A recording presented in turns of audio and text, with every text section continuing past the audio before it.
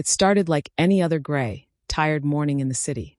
But that day, something extraordinary waited among the discarded remnants of yesterday's life. A rusted trash bin on the side of a graffiti-covered alley, piled high with fast food wrappers, broken toys, and crumpled cardboard. And underneath it all, something moved. Something small, fragile, alive. Her name was Emily, a 24-year-old waitress living paycheck to paycheck, barely keeping the lights on in her tiny apartment. Life had numbed her, drained her dreams. Love felt like a memory. Joy, just a word other people used. She had just finished her shift, another night of fake smiles and spilled coffee, when she took a shortcut through the alley to avoid the street noise. As she passed the trash bin, she heard it. A whimper. Soft, desperate, easy to miss. She froze. Her tired eyes scanned the shadows, heart ticking faster. She stepped closer. Hello. Another whimper. Shaky. Then a tiny cough. Emily dropped to her knees, pushed aside a crushed pizza box, and gasped. There it was, a filthy, trembling puppy. No bigger than a shoe. Its fur matted with grime, ribs showing, eyes barely open. She felt her throat tighten. Hey, little guy, she whispered, reaching out slowly. It's okay. I got you. The puppy didn't flinch. It was too weak to run. Carefully, gently, she lifted it into her arms. Its tiny body was cold. So light it felt like air. Tears welled up in her eyes. She didn't know why. Maybe it was the way he looked at her. Like he was still hoping. Still trusting. Even after the world threw him away. She looked around. No one in sight. Just a city too busy to care. Emily didn't think twice.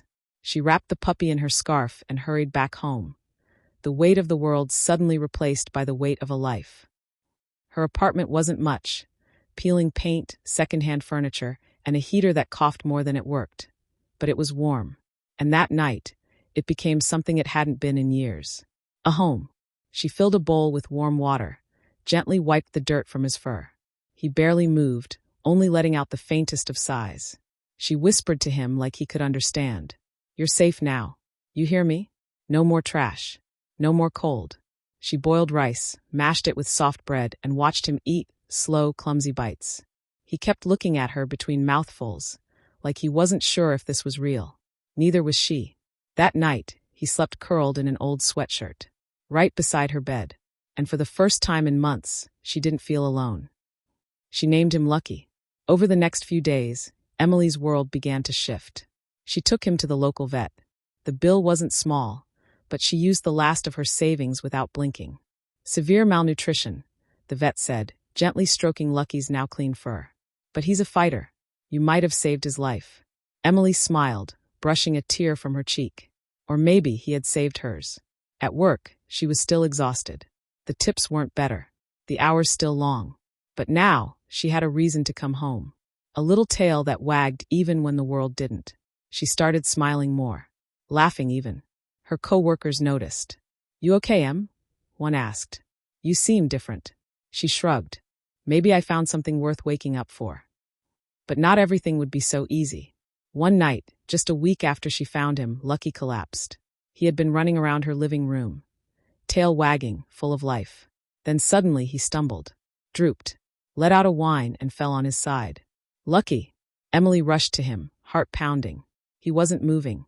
His breath was shallow. Eyes closed. No, no, no. Stay with me, she cried, wrapping him in a towel, grabbing her keys with shaking hands. She ran. No coat, no shoes, just fear. Down the street, through the freezing wind, Lucky in her arms. She didn't stop until she reached the 24-hour emergency clinic. Please, she begged the nurse. He just collapsed. He's all I have. They took him in. She waited. Alone. Cold. Silent. Outside, snow began to fall. And inside, Emily sat, shivering, praying, pleading with a universe she no longer trusted. Then the door opened. The vet stepped out. And what he said next would change everything. The vet's voice was calm, but his words were heavy with consequence. He's stable for now, but his immune system is extremely weak. That level of starvation, it doesn't go away overnight. Emily's lips trembled. But he'll live, right? The vet hesitated, then nodded.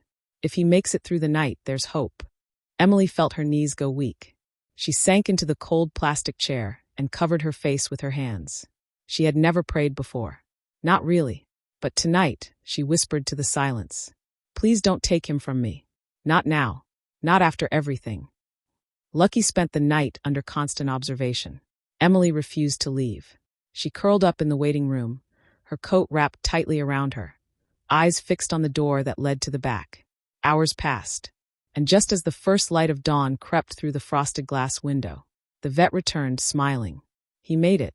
Emily broke down in tears, the kind of tears that only come when you've been holding your soul together by a thread. 2 weeks later, Lucky was a different dog. His ribs no longer showed. His fur, once matted and gray, now gleamed golden brown. He barked. He chased socks. He even learned to sit on command. But what hadn't changed, what never would, was the bond. Everywhere Emily went, Lucky followed. Grocery store runs, walks through the park, even lazy mornings when she hit snooze 3 times. He'd be there, curled under her blanket. But something else was changing too. Emily was coming back to life. She started writing again. Short stories. Childhood dreams she'd long forgotten. She decorated the apartment with hand-drawn art and string lights. She called her mom after 2 years of silence. All because of one life she almost walked past. Then came the unexpected email. A local blogger had seen her walking Lucky in the park and asked if they could feature their story. Sure, Emily replied, not thinking much of it. 2 days after the blog was posted, it went viral. Comments poured in. Asterisk, I cried reading this. Thank you for saving him. Asterisk. Asterisk, I adopted my dog from the street too. This touched my heart. Asterisk. Asterisk, you reminded me there's still kindness in this world. Asterisk. Emily was stunned. She had never imagined their story would reach thousands of people. Then came a message that would change everything again. It was from a woman named Rachel, director of a local animal shelter. I read your story, the message said. Would you be interested in volunteering with us? We need people like you. Emily stared at the message for a long time. Volunteering? She wasn't sure if she could. She wasn't special. She'd just followed her heart. But Lucky, he looked up at her then, those warm eyes full of trust. And in that moment, she realized something. Saving him didn't just rescue a life. It gave hers purpose. Emily started volunteering every weekend. At first, she walked dogs, cleaned kennels, helped with feeding. But soon, she was helping organize adoption drives, raising funds, even rescuing abandoned animals herself. Her story was shared by rescue groups across the country. She was invited to speak at events.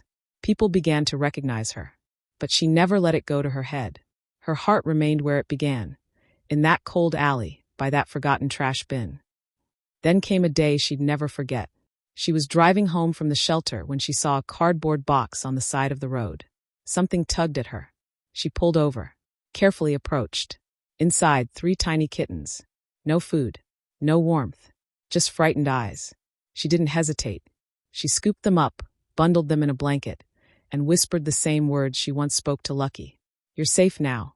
No more cold. No more fear.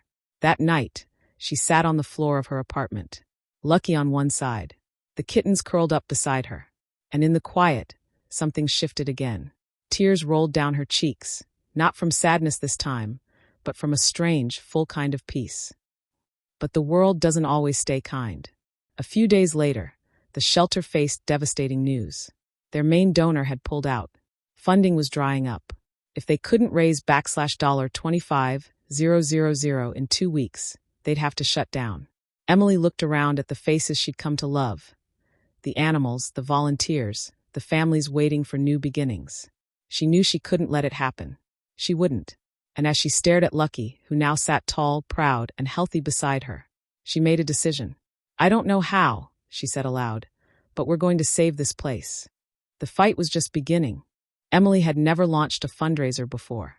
But as she looked at the shelter's fading walls and into the eyes of the animals that now felt like family, she knew she had to try. She created a video, a heartfelt message filmed in her small apartment, with Lucky curled up on her lap. In it, she shared their story. Just over a month ago, I found Lucky in a trash bin. He was barely alive. I didn't know if he'd make it. But I took a chance, and that chance changed my life. This shelter gave us hope. Now it needs our help. Please, if you can, let's save this place together. She posted it everywhere: Facebook, Instagram, Twitter. She emailed it to bloggers, animal lovers, even local news stations. At first, the response was slow. $100, then $500, then $900.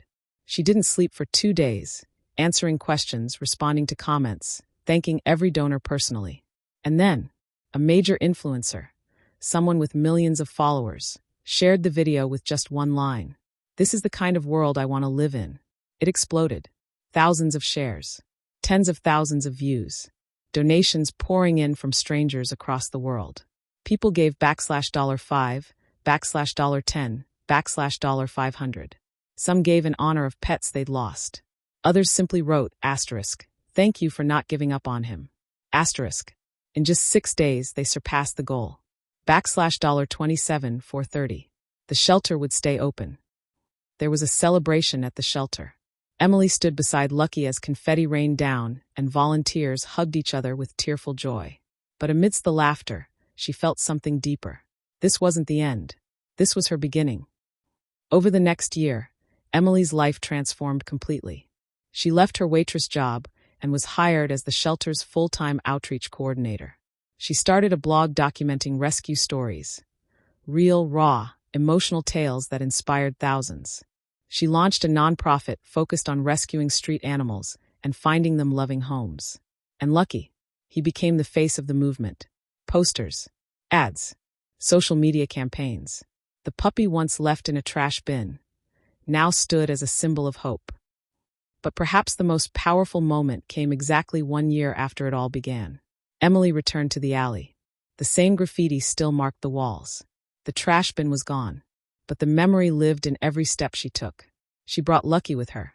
He sniffed the ground, then looked up at her, tail wagging. She knelt down beside him. "This is where we found each other," she whispered. "Where everything changed."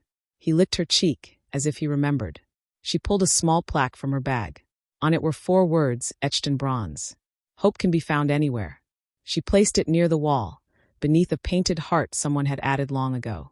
Then she sat for a moment in the quiet. The city rushed on around them, but inside that alley, time stood still. Emily's story became a beacon for many.